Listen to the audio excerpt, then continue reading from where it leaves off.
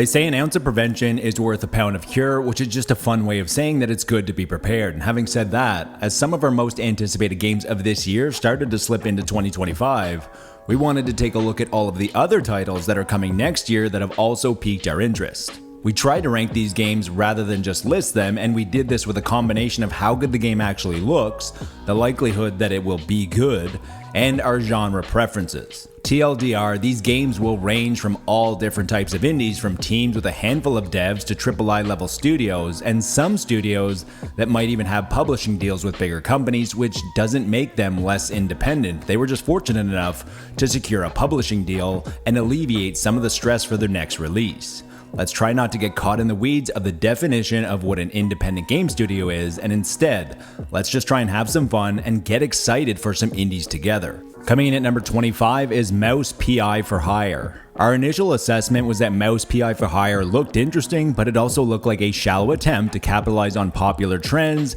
including the genre and the aesthetic. However, the more that the studio shows and talks about the game, the more it might have some substance to go with its style and isn't just a boomer shooter that looks like Cuphead. What gets us most interested is that Metroid Prime might be a big inspiration here. Speaking on Podcast Beyond, the game director said the ultimate goal for the team is to have something that feels both fresh and familiar, combining FPS with many Metroidvania elements, including abilities, upgrades, and backtracking.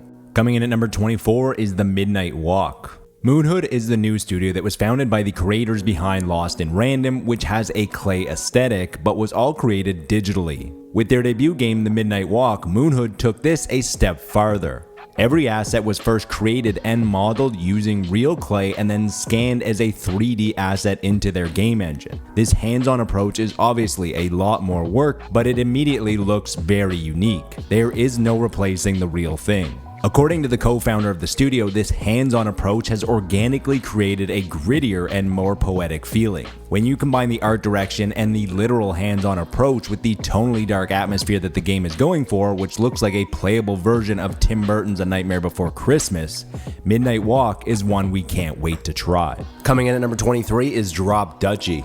Trying to add a fresh perspective to the geometric puzzle genre is a rare occurrence. That is exactly what Sleepy Mill, a small indie studio founded in 2023 by former Ubisoft Paris lead gameplay designer, have done. Their debut title takes the familiar Tetris gameplay and combines it with deck building, roguelike, and medieval tactics. Maybe you could even call it a Tetris-like.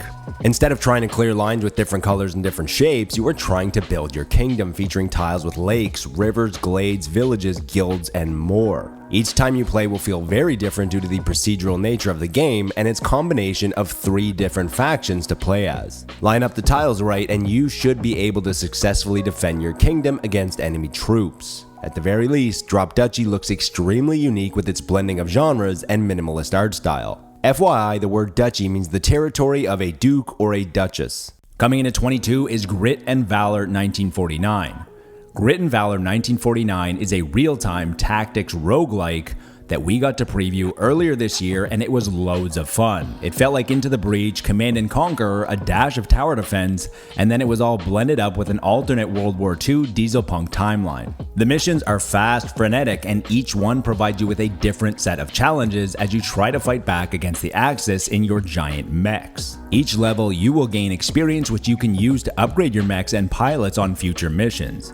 Bonus objectives during each mission provide crucial materials needed to stay ahead of the curve. The end goal is to make it to enemy HQ while you traverse on a map that feels reminiscent of Slay the Spire as you try and turn the tide of war. Number 21, Tales of Iron 2. Tales of Iron was a hidden indie gem where you played as a rat trying to reclaim the land from the evil frogs in this 2D RPG with brutal Souls-like combat. With a unique story of rats versus frogs, solid combat, and a strong narration, Tales of Iron had a very immersive atmosphere. The sequel looks to expand on all of the meaningful aspects of the first game, including the tough combat, crafting, quests, and settlement building. I've yet to see what new features the sequel will bring, but even more of the same with a little extra refinement and more polish wouldn't be a bad thing. Coming in number 20 is Katana Zero DLC. There are a few long shots on the list, and this is the first and easily the most uninformed. There is nothing that indicates that Katana Zero DLC will release in 2025 other than the passing of time. It's been a long time since Katana Zero released, and a week after its release, the studio did say that they were working on a free DLC. On their website, they said it was originally 3 times as big as planned, and then it went to 6 times as big, and then they followed up by saying it's less of a DLC and it's more like Katana 1.5. Katana Zero came to Netflix in 2024, which I think is good news and bad, as it likely helped the studio secure more funds, but it probably also slowed down development, requiring resources to port it there. Coming in at 19 is Deer and Boy. Trying to fill the void left by Playdead has been challenging since Inside released in 2016, and then unfortunately lost a few of its key core members who have moved on to other opportunities. There have been a fair amount of games that got close, like Planet of Lana, Cocoon, and Somerville, but none captured the same magic and atmosphere. Not much is known about this cinematic platformer from Lifeline Games, but if we're only judging by the trailer, which is very atmospheric, and the description where it mentions tragedy and escaping reality, there is a chance that Deer and Boy can fill this void. Coming in at 18 is Slay the Spire 2. Widely considered to be one of the best deck building games, Megacrit is back with what appears to be a lot more of the same, which is a very good thing when the base formula is excellent and addictive like it was. New heroes with new decks, along with plenty of new things to see along your climb of the Spire, like new enemies, events, and treasures. Slay the Spire 2 will once again embrace the early access model. There isn't much else to say. If you enjoyed Slay the Spire, getting a lot more of it should be a great time. There is also a mention of new ways to play, but they have yet to reveal those just yet. Coming in at number 17 is Reanimal. After making Little Nightmares 1 and 2, Tarsier Studios are making a new game now that Supermassive is making Little Nightmares 3 with Bandai Namco. I'm very curious as to what happened and why they didn't make the third, but Reanimal doesn't look all that different from what the studio have done before. According to the game description, Reanimal is darker and more terrifying than their previous games. According to the game description, Reanimal is darker and more terrifying than their previous games. It also still looks to feature plenty of the core elements, including puzzles, horror, and atmosphere. Coming in at 16 is Tenjitsu. One of the original founders of Motion Twin left shortly after the release of Dead Cells to start his own studio, Deep Night Games, and they're back with their second title.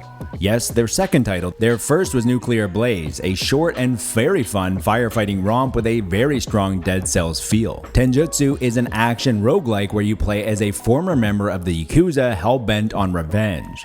This dev sums up the game by saying it's what John Wick would be if he were a roguelike. Devolver Digital has picked up the publishing rights on this one, which bodes well for the quality based on what they've seen. Coming in at number 15 is The Eternal Life of Goldman. Stop me if you've heard this one before. Breathtaking, hand-drawn, 2D side-scrolling platformer. From the team behind This Is the Police comes a platformer that looks stunning, which is due to the attention to detail and what the studio says is frame by frame drawn and colored without cutting any corners.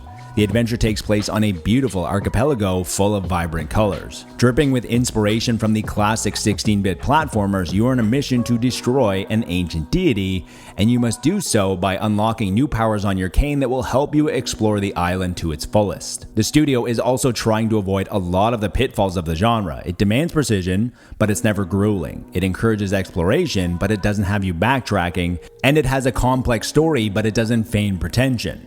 All of which is easier said than done, and only time will tell. Coming in at number 14 is Morsels. In the words of the developers, you play as a mouse fighting against a wicked force of cats using magical cards to transform into weird little monsters. With a grimy art style that feels reminiscent of Nidhogg and fast-paced roguelike gameplay where you capture creature powers, Morsel seems to be interesting at the very least. The reason the art style and griminess feel similar to Nidhogg is because Toby Dixon, who is the artist on Morsels, also worked on Nidhogg and Atomicrops. Morsels was easily the standout of the Nintendo Indie World Showcase that it was featured in. The concept of the game sounds very similar to Nobody Saves the World, but the gameplay looks to be a lot more addictive. Morsels was revealed mere days before Annapurna Interactive had their entire workforce quit, and hopefully this won't affect the release of Morsels as they were handling the publishing. Coming in at number 13 is Cairn. Rock climbing games are having a bit of a moment right now. Games like Surmount and Jasant just released in 2024, and now Cairn. The big difference with Cairn is that it takes the most realistic approach out of the three of these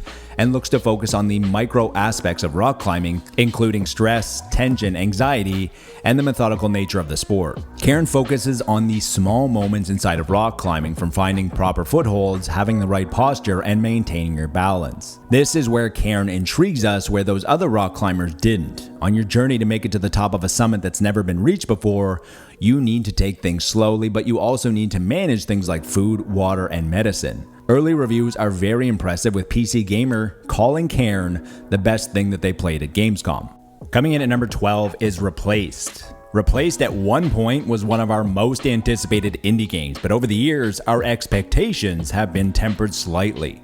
Not much can be said about the game that hasn't already been said. It was also originally supposed to be released in 2022, and then the war in Ukraine happened, and the studio, being located in Belarus, had to be relocated for the safety of the team. Nothing has changed about Replaced. The premise still sounds interesting as you play as an AI trapped in a human body. The visuals are still eye-poppingly gorgeous with its 2.5D pixel aesthetic, and the score is still dripping with 80s synth. Every trailer that we have seen looks better than the one before. But just over the passage of time, our interest has cooled, but we still can't wait to see how this game turns out.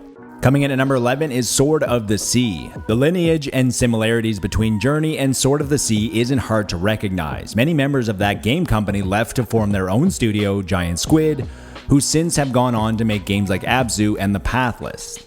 The easiest way to describe Sword of the Sea is that it looks like Journey but on a skateboard, and in the place of a skate park is an expansive world full of ruins. The atmospheric adventure has you exploring the remnants of an ancient culture as you try to restore the ocean beneath the desert. Full of all of these skateboarding classics like jumps, carving, and half-pipes, but completely reimagined in a different context. The score is also being done by Austin Wintory, who has become infamous for his scores of games like Journey and Flow, among other high-profile games like Assassin's Creed Syndicate. Sword of the Sea follows in the studio's history with its unique art style that immediately captures your attention, with otherworldly vistas and bold contrasting colors. Before we jump into the top 10, consider subscribing if this list helped you discover a new game or you enjoy the positive atmosphere. We're trying to cultivate a community free from negativity and toxicity. Also, let us know what indie game you think should be in the top 25. Coming in at number 10 is Hollow Knight Silksong. This list is being made in September of 2024, and we are taking a fairly educated guess that it won't release in 2024.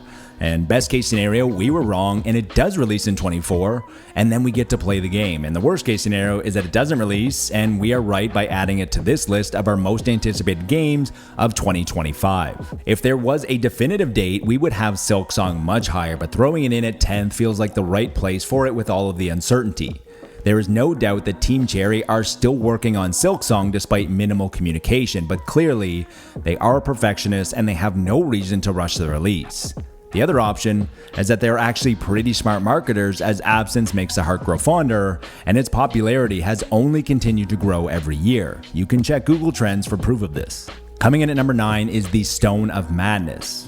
You might have heard of Blasphemous 1 and 2. These games were made by the Game Kitchen, and now they're trying their hand at the real-time tactical stealth genre with an isometric perspective called the Stone of Madness. The Game Kitchen is also sticking with what they know, as they are located in Spain and there is a long history with religion. This time around, they are letting you take the role of one of 5 different prisoners, all who have unique abilities and will play an integral role in executing their escape from an 18th century Spanish monastery. The game features Darkest Dungeon style ailments such as traumas and phobias, which are going to play a big role in how you manage your characters in the 2 different campaigns. Based off of their excellence with the Blasphemous series, we can't wait to see what they do in the stealth genre. Coming in at number 8 is Tears of Metal. Tears of Metal is a hack and slash action roguelike from Paper Cult, the team behind Bloodroots. It gives off hints of Braveheart with its setting, but also infuses it with the fantastical as you're trying to unravel the mystery behind a dragon meteor. Tears of Metal is also going to be available in solo or co-op and looks to have some unique features, including building out your settlement between runs to help you build your army of soldiers that will join you on the battlefield, with death being permanent for your soldiers. The art style is instantly captivating, and it's safe to assume that Tears of Metal is going to be ultra violent if Bloodroots was any indication. Coming in at number 7 is Earthblade. One of the first indie games that we were looking forward to in 2024 was one of the first indie games that was delayed until 2025. Formerly Matt Makes Games and now EXOK Games, or Extremely OK Games, who you likely know as the team behind the ultra demanding platformer Celeste that also had a heart of gold. The pixel art, the soundtrack, the precise platforming, and the authentic story that touched on mental health came together to create one of the best indies of 2018. Their new game, Earthblade, is an action exploration platformer, as they call it, and they have said it's basically a Metroidvania, but they don't like to be boxed in with labels, which means they will likely have a lot more up their sleeves, and we can't wait to see what they do next. Coming in at number 6 is Possessors. Heart Machine is the only studio with 2 games on this list. In addition to another game that they're working on, the team also revealed in the summer that they are working on an action-adventure side-scroller that sounds a lot like a Metroidvania. Find and unlock a wide array of powerful weapons and upgrades to bolster your arsenal and explore previously inaccessible areas. The game takes place in a flooded megacity with stunning art and atmosphere, which is now the status quo for the studio. According to Heart Machine, Possessors is inspired by games like Inside, Signalis, and Control, as well as shows like Severance. In true Heart Machine style, the game goes much deeper than just the surface, and Possessors is about relationships, specifically the ones that hurt us, and how we navigate through them. Coming in at number 5 is Croak. Created by some of the talents behind Cuphead and what appears to be inspired by Celeste, Croak looks to make a splash for Woodrunner Games, a small team from Montreal with boss fights, diverse biomes, and unique skills as they attempt to make one of the best platformers ever, in their words. The art looks incredible, the story sounds whimsical as you try and figure out why you became cursed as a frog to begin with, and the controls look ultra precise. What really looks to set Croak apart from other precision platformers is the momentum. You have to make use of the frog's tongue to grapple, which will propel and bounce you around the levels. It seems like the type of game where you need to get into a flow state and be in the zone. In addition to the unique movement mechanic, Croak also features huge boss fights with plenty of woodland creatures like foxes and beavers. Coming in at number 4 is Crowsworn. Crowsworn initially planned on having a December 2023 release date, but after their Kickstarter was a huge success, things evolved. Mongoose Rodeo raised more than 10 times the amount that they were expecting, with the initial goal being $125,000.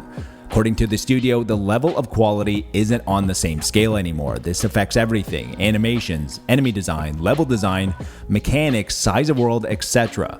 Quality takes time. As for the release date, when someone asked on Reddit if Crowsworn would release before Silksong, the head of marketing for both Team Cherry and Mongoose Rodeo, Matthew Griffin, said no chance, and he then responded to a question about Crowsworn in 2025 or later, and he responded yes. Also, after playing the Crowsworn demo, it might sound sacrilegious, but it's our most anticipated Metroidvania at the moment, even more so than Silksong. They are both likely going to be stunning games, but it just comes down to tonal preference, I think. Coming in at number 3 is Eternal Strands. Yellow Brick Games is an indie studio based in Quebec, founded by plenty of former AAA devs, mainly co-founder and chief creative officer Mike Laidlaw, who has a very strong resume as the creative lead on the first 3 Dragon Age games, as well as being one of the writers on the first Mass Effect. Their first game, Eternal Strands, looks very ambitious, and their inspirations are even more ambitious. Breath of the Wild, Shadow of the Colossus, and Dragon's Dogma. And what's most exciting about this early 2025 adventure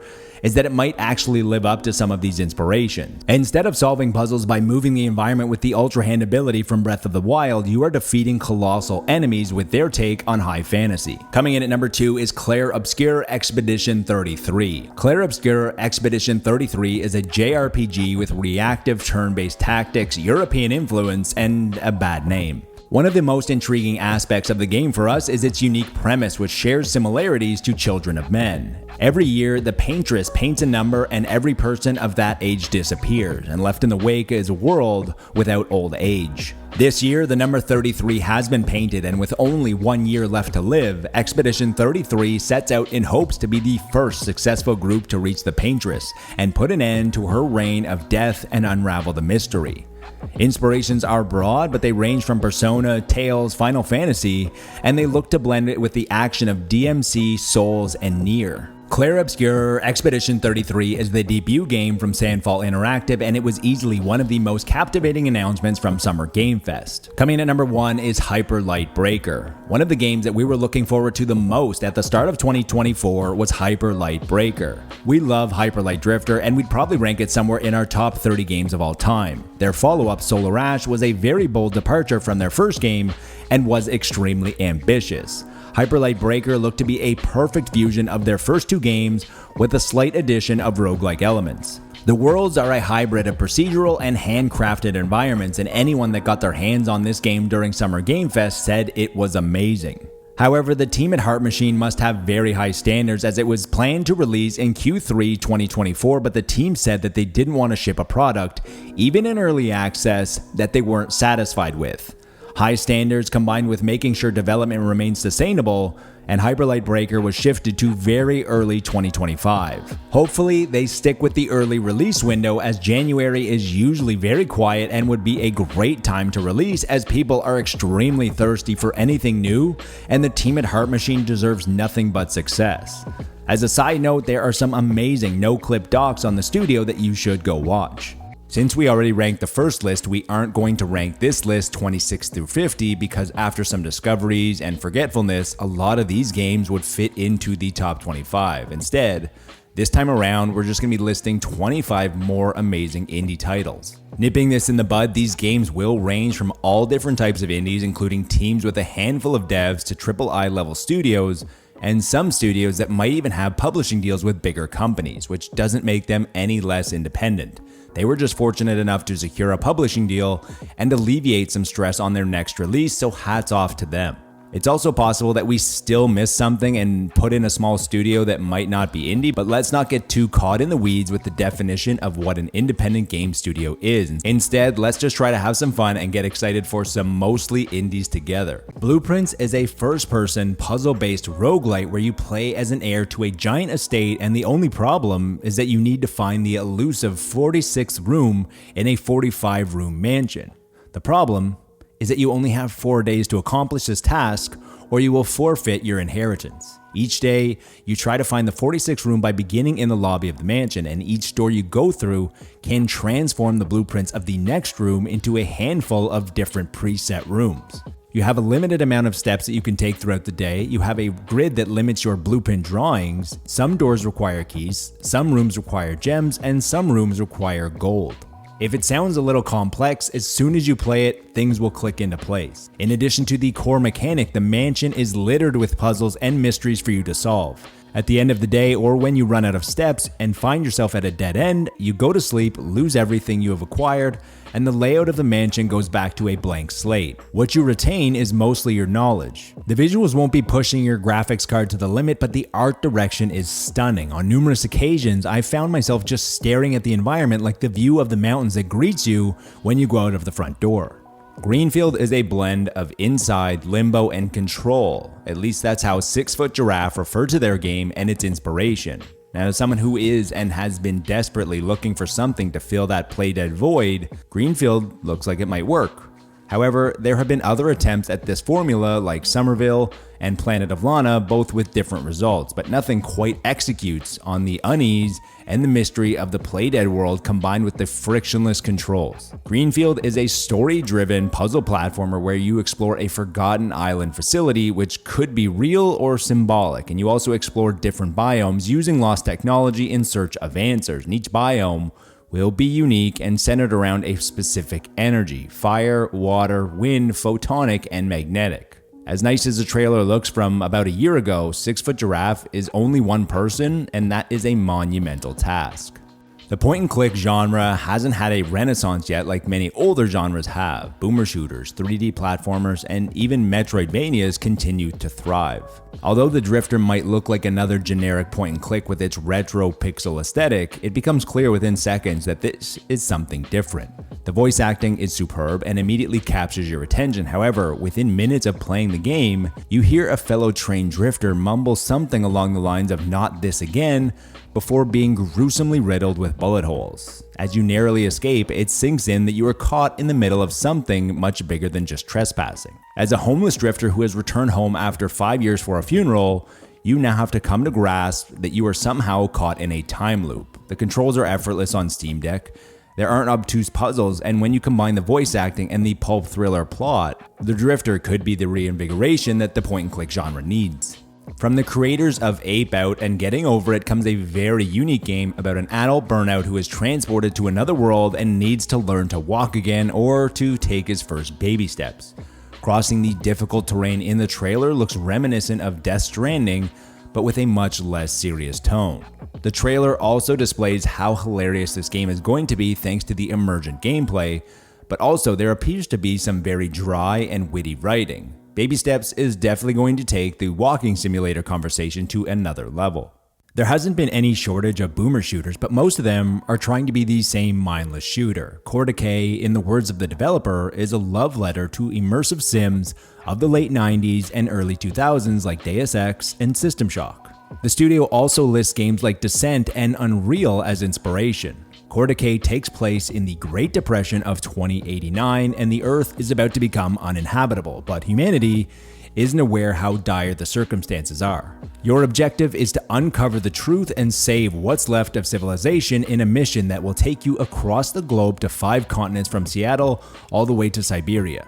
Many have tried to create a Metroidvania with Souls-like elements in that order, but Mandragora is approaching this from the opposite angle, a 2.5D Souls-like with Metroidvania elements. The primary focus of Mandragora is on the demanding combat, strong atmosphere, and RPG elements. The world is explored at a much slower and more methodical pace, and the universe is much more oppressive than the usual genre standard. And immediately, you can see the difference from the character class screen, which is something very foreign to the Metroidvania genre. In the words of the developers, they were inspired by the exploration from the original Castlevania games, the combat from Dark Souls, the emotional storytelling from Witcher 3, and the visuals from Ori. Every single title from Daniel Mullins games have been received extremely well with critical acclaim for Pony Island, The Hex, and Inscription floating around the 90th percentile. Even higher is the Steam reviews for all of these titles, which averages around the 95th percentile. Unfortunately, I missed Pony Island, but I have seen many playthroughs of it, and I did play Inscription. I am now ready for Daniel Mullins' next mind-bending game. The elevator pitch for Bionic Bay is that it's Limbo meets Portal in this physics-based puzzle platformer. The visuals have very stark contrast and the gameplay is addictive as you want to move from one obstacle to the next. In the demo, there was an experiment that went wrong and now your character has superpowers that allows him to jump higher, move faster, and teleport. The story also seems very interesting as a scientist who has been transported to an ancient biomechanical world, and not only are you trying to escape, but you're also trying to uncover the secrets of this universe in this unique sci-fi platformer. Most Metroidvanias released are now reductively called Hollow Knight ripoffs, which isn't fair to a lot of Metroidvanias and studios that are trying new things. The good news is that Echo Weaver is nothing like Hollow Knight and there is no confusion. Echo Weaver feels truly original due to its visuals and its time loop premise. The time loop is implemented in such a genius way as you have health, but you also have time before your loop runs out and you have to restart the cycle again with the information that you gained on your last time loop. You'll also encounter blocked off areas that are unlocked by sacrificing a certain amount of your time, which is a very unique way of implementing the time loop. As mentioned, the visuals feel unique and they don't feel like it's pulling inspiration from anywhere. It's hard for an art style to stand out and grab your attention immediately. Remember the first time that you saw Cuphead and how captivated you became with its unique art style that no one else was doing. Bye Sweet Carol is what you would get if you took classic Walt Disney animation, made it horror, and then combined those elements into a platformer.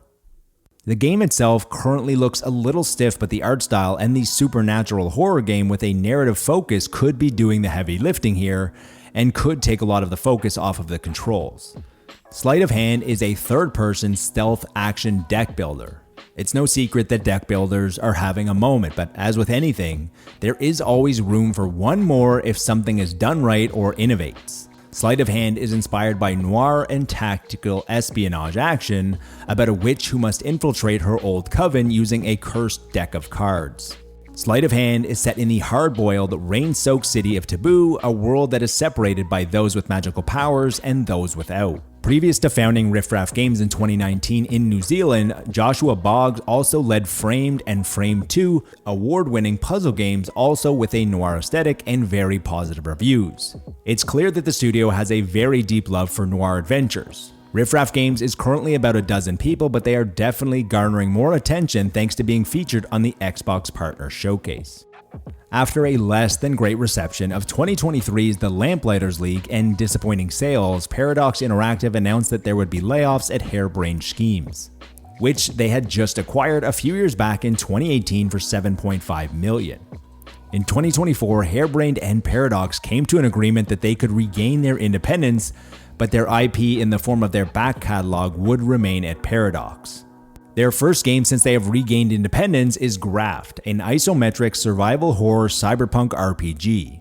From your fallen enemies, you are able to graft parts of them onto you and transform into a better version of yourself. However, these grafts come with consequences from the previous owner that you have to live with. Graft looks very similar visually to what the studio did before with the Shadowrun trilogy, but with a much darker tone. The studio was able to find success before with the formula, and Graft looks like a spiritual successor, which does bode well for critical success as well.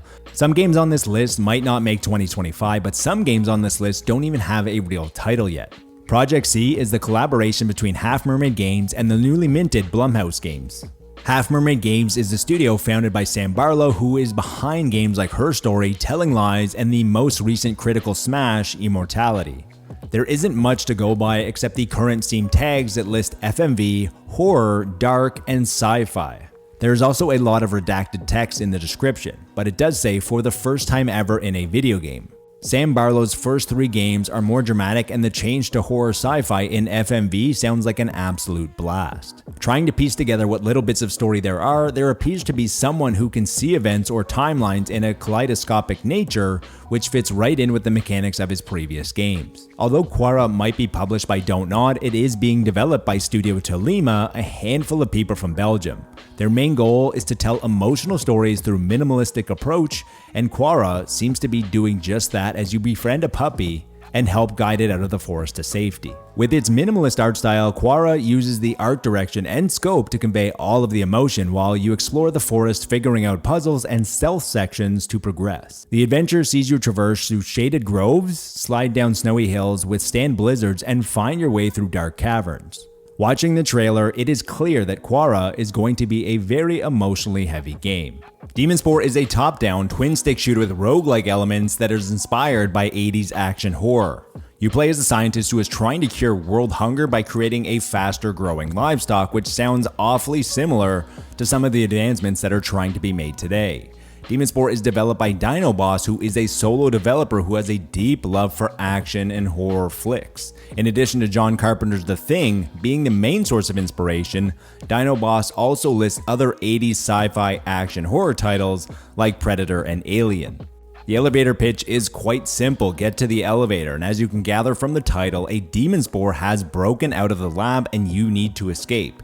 You will need to find the correct path out of the 49 available rooms to reach the elevator, and along the way you will be looking for crucial equipment like weapons and keycards to help your survival.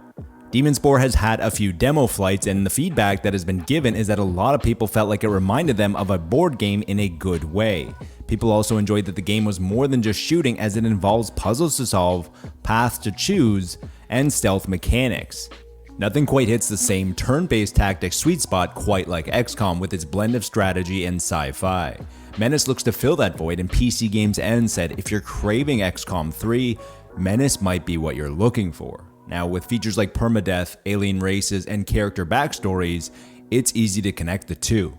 Menace is being developed by Overhyped Studios, the team behind the cult hit Battle Brothers, the medieval, lo-fi, turn-based tactics game. In Menace, you play as a strike force against alien race across multiple planets, and you need to push back and protect humanity with infantry, mechs, and tanks, with the main inspiration, according to the developer, being Warhammer 40k tabletop with a massive amount of variables from deployment zones, map size, map type, and objectives. The easiest way to describe The Lost Wild is that it looks like Alien Isolation meets Jurassic Park. Even the description of the game sounds like Alien Isolation, as you are caught in the middle of the food chain.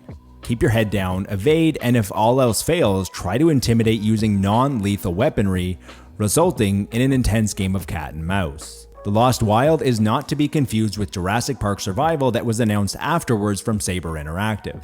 Although the status of Annapurna Interactive and any game that they were publishing might be up in the air a little bit, The fact that the people who were at Annapurna saw something in this game speaks volumes about it. The glimmer of hope here is that it appears as though Annapurna have also already began filling the vacancies. Shroom and Gloom is a first-person roguelike deck-building dungeon crawler. What makes Shroom and Gloom captivating is a combination of the art style that feels reminiscent of Inscryption and their unique first-person perspective. Shroom and Gloom was initially created at a game jam in 2021, and the prototype is still available on itch.io, with the small team hoping that they can get enough interest and funding to make Shroom and Gloom into a full experience. It's hard to find information, but the team have said that they are currently working on the Steam page, which means that the early access version should be the next step on the list. As a huge fan of deck builders, roguelites, and dungeon crawlers, Shroom and Gloom is a game that we will be keeping a close eye on. There is a small chance that it hits early access near the end of 2025. Retrieval feels like the biggest wildcard on this list for numerous reasons. First, it very likely will not release in 2025. Second, this is a brand new studio consisting of just a handful of people from Barcelona who are completely unknown. And finally, it's very unclear if we've actually seen any gameplay at all. Retrieval is a cinematic horror adventure, and what it really has going for it outside of being absolutely stunning is that it won the award from PlayStation Talents for Game of the Year. One of the glimmers of hope that it might release in 2025 is that 333 Studios have posted about Retrieval being PS5 Pro enhanced, and with the PS5 Pro just releasing, it would seem that if it didn't have much of a chance of releasing, they wouldn't have even mentioned it. I would put Mixtape on this list just for the soundtrack alone, with songs from bands like Smashing Pumpkins, Joy Division, and Iggy Pop. It's easy to imagine the rest of the soundtrack is going to be just as incredible. Outside of the soundtrack, Mixtape looks like it has stunning art direction and is being developed by Beethoven and Dinosaur, the BAFTA award-winning studio behind 2021's The Artful Escape. Taking place against the backdrop of this incredible music and visuals is the last night of high school together with your friends. Being able to experience these moments with a fantastical spin and knowing that they are the last moments together sounds magical. The gameplay also sounds like a mixtape of different genres, including skateboarding, hitting baseballs, setting off fireworks, exploring an abandoned theme park, and flying. There is something about We Kill Monsters that is so damn intriguing. The world feels open, full of mystery, and begs to be explored. We Kill Monsters is the sophomore game from Glass Revolver, a small 5-person team led by Jacob Williams. In 2018, development began with We Kill Monsters as a 2D Monster Hunter style game, but decided that everything that he was creating would be better off in 3D, as it would make the world more realized.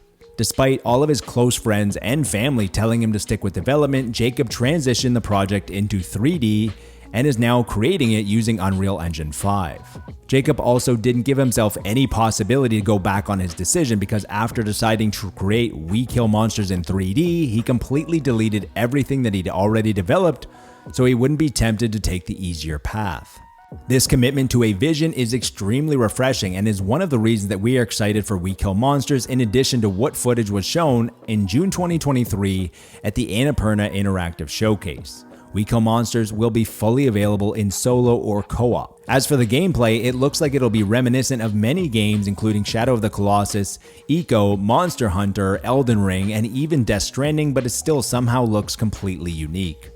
Threads of Time is a turn-based JRPG with a gorgeous pixel aesthetic, but what really grabs your attention is the time-traveling setting that ranges from 12 million BC, where dinosaurs rule the earth, to a cyberpunk 2400 all the way up to the apocalypse. Threads of Time is being created in Unreal Engine 5 and looks incredible. There is one slight issue, and that's Threads of Time was supposed to be published by Humble Games, who was recently shut down just a few months ago. The good news is that they said that their upcoming releases will not be affected, which sounds good, but only time will tell. Now, it likely won't get the same attention and marketing budget, so hopefully Threads of Time will be able to garner enough attention and be able to find success.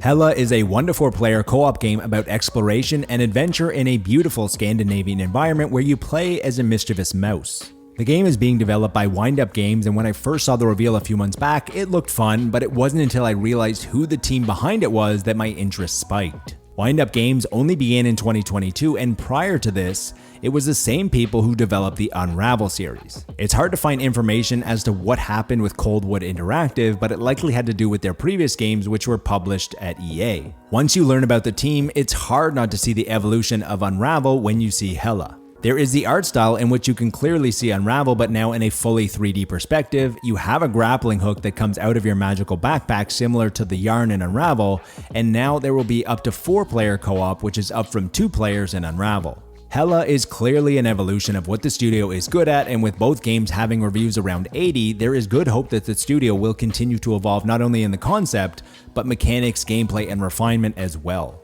Imagine if you can Portal, but as a top-down puzzler, and you would have Labrat. Labrat is being developed by Chum Squad, a studio founded in 2018 by Gwen Frey, who had previously worked on Marvel movies and at Irrational Games on BioShock Infinite. Chum Squad's first game was Kine, and it was self-published. It sounds like it was also mostly developed solo, and it also reviewed extremely well with outlets like Edge Magazine and Eurogamer. The studio's follow-up is Labrat, a game about a metrics-obsessed AI that monitors your every move in the maze. The world seems highly inspired by Aperture Science Labs and its dark satirical humor that was a staple of the Portal series. Labrat features over 130 puzzles that consist of figuring out movable objects, diverting lasers, and manipulating electricity in hilarious ways, and by the end, it looks as though the game will likely try to break the fourth wall. This time around, Chum Squad has bulked up, and there are now 4 developers working on the project, with the art being created by the lead world builder from BioShock Infinite, Mike Snight. I couldn't decide on the final spot, and after deliberating for a few days, this just meant this piece was staying in limbo, so here are a few extra picks. Dark Swarm from Bitfire Games reminds me of the PS3 era, specifically Helldivers 1 and the Housemarque titles like Dead Nation, which in my books is a very good thing. Dark Swarm is a 1 to 4 player top-down tactical shooter with extraction elements. The world is procedural and features destructible environments. There is more than Dark Swarm than just shooting, as it also features stealth, hacking, and tactical gameplay mechanics with progression and class-based operators. After playing the Silent Hill 2 remake from Bloober Team, I remembered just how good that world can be, and it made me more excited for all of the other Silent Hill projects that Konami announced a few years ago. After Bloober Team transcended what a remake can be with Silent Hill 2, I am even more excited now for Silent Hill Townfall from No Code, the studio behind the atmospheric space title Observation. Despite the Annapurna situation, Townfall still appears to be moving right along. Before leaving, consider subscribing if you enjoyed the video. The bigger the audience, the more access I will be given and the more I will be able to share with you. Our founding principle is positivity. The world needs more positivity, and I hope to see you in the next video. That's everything for today, but until next time, be good to your fellow gamer, but be better to your fellow human.